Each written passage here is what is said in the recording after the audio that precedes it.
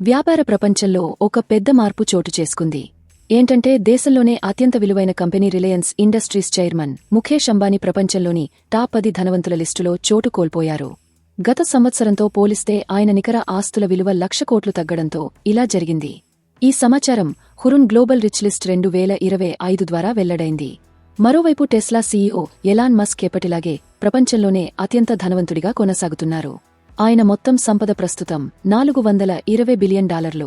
IT company HCLకి చెందిన రోష్ని నాడార్ ఇప్పుడు ప్రపంచంలోనే 5వ ధనవంతురాలైన మహిళగా నిలిచారు.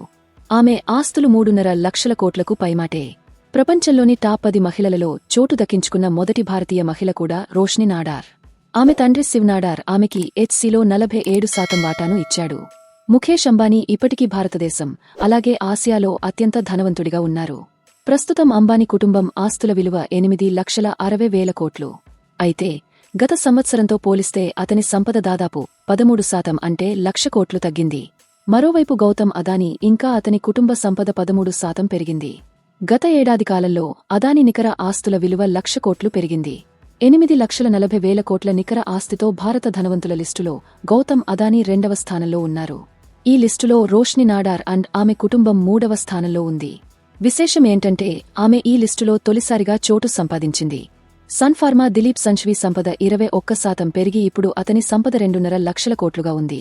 అతను ఈ లిస్టులో 4వ స్థానాల్లో ఉన్నారు. విప్రో అధినేత అజీం ప్రేమ్జీ 2,20,000 కోట్లతో 5వ స్థానంలో, కుమార్ మంగళం బిర్లా 2 లక్షల కోట్లతో 6వ స్థానంలో ఉండగా 2 లక్షల కోట్ల నికర విలువతో సైరస్ పూనావాలా 6వ స్థానంలో ఉన్నారు. గత ఏడాది కాలంలో ఆయన నికర ఆస్తులు 8% తగ్గాయి.